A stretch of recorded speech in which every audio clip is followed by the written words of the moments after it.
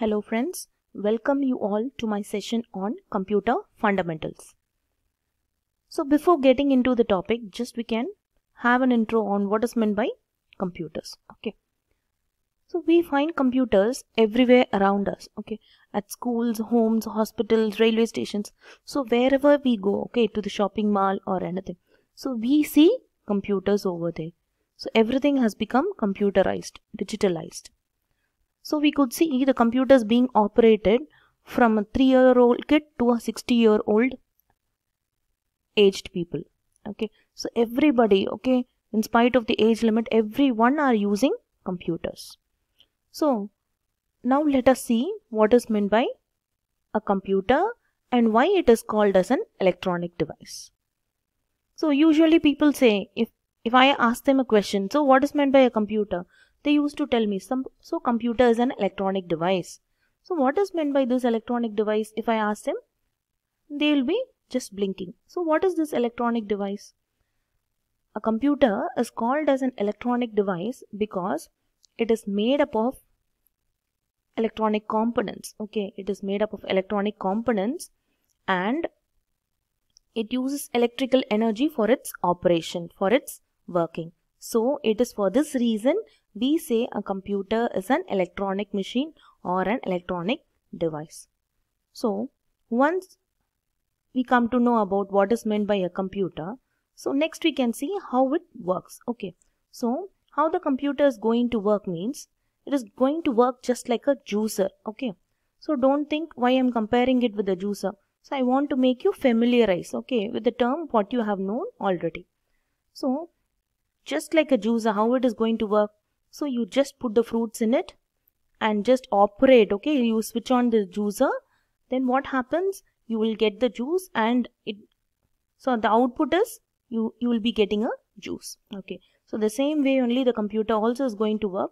What happens is it takes the input from the user. Okay, so when you compare it with the juicer, what happens? The fruits, whatever you put inside the juicer only is called as your input. Okay, it takes input from your user, it processes the input. Okay, it processes. So when you compare it with the juicer, what happens? It gets blended well. Okay, then what happens in turn? The result. Okay, so the computer takes input from the user, processes it and produces the output or the result. Okay, and at last with respect to juicer, what happens? You will be getting a delicious juice. Okay, so just compare it with any of the other devices and you will be able to understand the concept of computer much better. So every computer is a combination of hardware and software. So what is meant by hardware? It is nothing but a set of physical components. Okay, so I told you it is made up of electronic components. Okay, computer is made up of electronic components. So hardware is nothing but the electronic components which are present inside the computer. Okay, what are the various electronic components? The various components are the RAM, the ROM, okay, the motherboard, the cables, the bus. All these things are once again the hardware components which can be seen and touched. Okay, these are hardware components are nothing but the components which can be seen and touched. So all these are present inside your CPU. Okay, all these are built inside your CPU.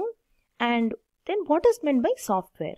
So software is a set of programs. So software is a set of programs which helps a computer to run. Okay, so it helps a computer to run or it helps us to run the computer. Okay, so that is which helps us to run the computer means it might be an operating system. So the familiar word or the things. So what is meant by operating system? Next, so I told you hardware is nothing but a set of physical components. Okay, the different physical components which I mentioned is the bus, cables, RAM, ROM, motherboard.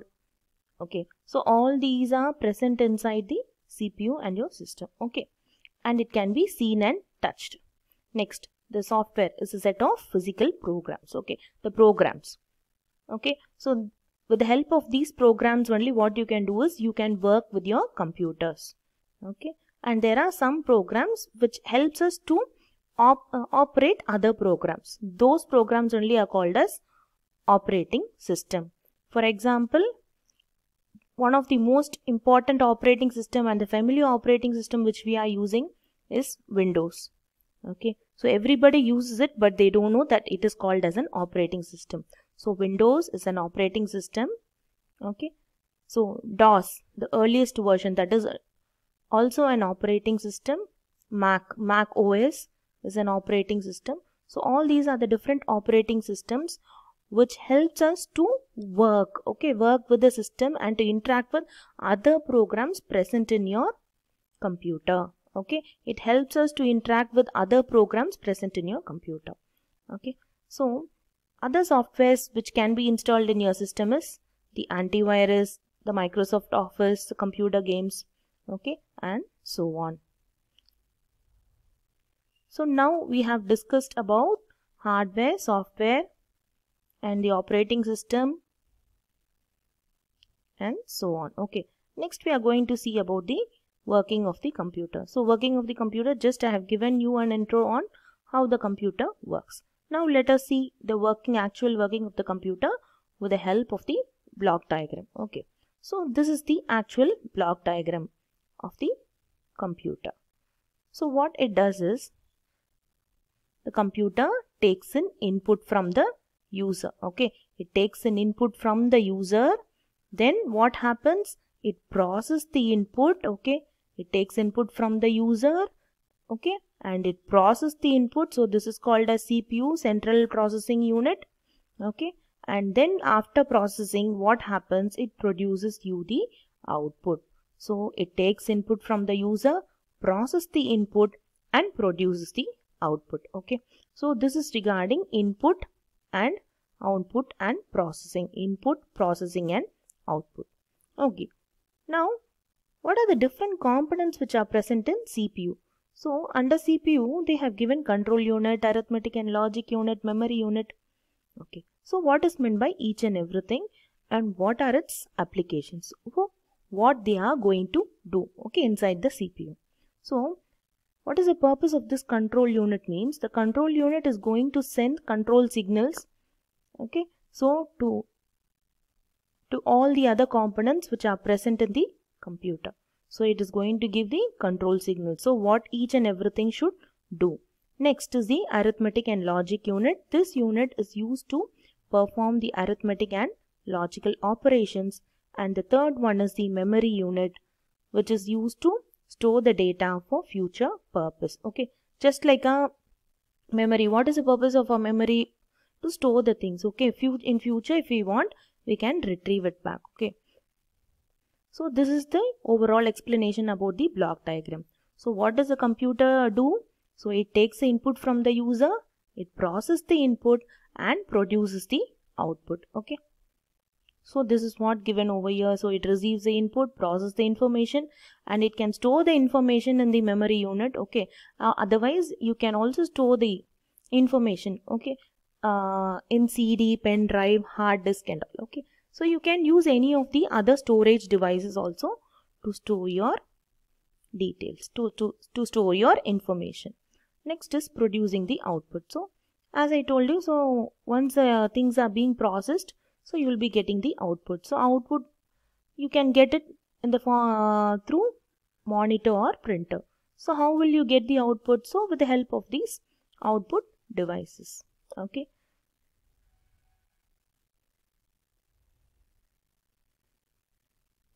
so now we are moving on to components of the computer. So just we saw about input, output and CPU and all. Okay, so now what is meant by input? Input, I told you, the information, okay, which is given by the user to the system is called as input. So the information given by the user to the system, computer. Okay, so that is called as input. So what are these input devices? It is with the help of these input devices only the user can give data and instructions to the computer. Okay, these are the devices that are used to accept data and instructions from the user. So computer uses these input devices to get data and instructions from the user. So what are the various input devices which we have? Various devices are keyboard, mouse, scanner, microphone.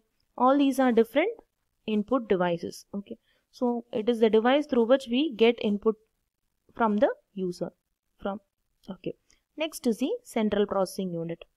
So you would have seen the central processing unit occupying the middle part of the block diagram.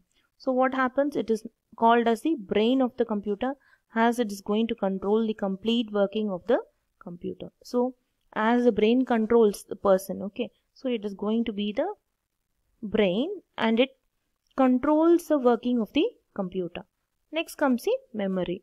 So as we have already discussed, so memory is a place where you can store the content for future retrieval. Okay, so the memory devices or storage devices can be either hard disk, okay, so DVD, pen drive, etc. These can be classified as primary storage devices and secondary storage devices, and about all these things you will be learning later. Okay, you will be learning in depth in your later classes. Next comes the output devices. So the output devices, what is the purpose of this output devices? Is used to print the result. Okay, so output devices is a means through which the user can see the result or the information. So the way the different output devices are the monitor, the printer, etc. Okay, so through the monitor, what happens? We can see the output. Okay, so through printer, what you can do? You can get the copy, hard copy. You will be able to get it from the output device. Okay, so this is about in depth on each and every input devices. So the keyboard, mouse, scanner, the optical character recognition, magnetic ink character recognition, okay, optical mark recognition, barcode reader, all these things you would have seen in your day-to-day life, the different devices which you use in your day-to-day life. And next, once again, they have explained in detail about the central processing unit, the arithmetic and logic unit, and once again I've discussed about the memory registers and so on. Okay, I hope that you have all understood the block diagram of the computer, what is meant by computer, and so on. So now let us see how the CPU and the memory is going to work together. Okay, so now see what happens is, these are the programs and these are the data. Now we are going to see how the control unit is going to pass the instructions and what is going to happen in the arithmetic and logic unit. See, the program is, you need to multiply two numbers. Okay, so first what happens is, the program is asking for the user to enter first number. So once it asks the user to enter first number, he is entering 100. Okay, next it is asking the user enter the second number. So once again the user is entering the second number, he is entering as 4. The third instruction which is given by the control unit is, you have to multiply first and second number. See, each and every time the control unit is producing the signals, okay, and the arithmetic and logic unit, what it is doing is, it is getting the data from the user and it is also processing the data. First is get a number, get the first number, it got the first number. Then enter the second number, okay, it received the second number from the user. Third is multiply both first and second number, okay, it multiplied 100 into 4, which gave 400. Next, at last, it is asking the arithmetic and logic unit to print the result. Now what happens? The result 400 is being printed and the program ends. Okay, so output will be displayed for the user in any one of the output devices. In our case, by default, monitor is the output device. Okay, hope you all understood about the computer fundamental session. Happy learning. Thank you.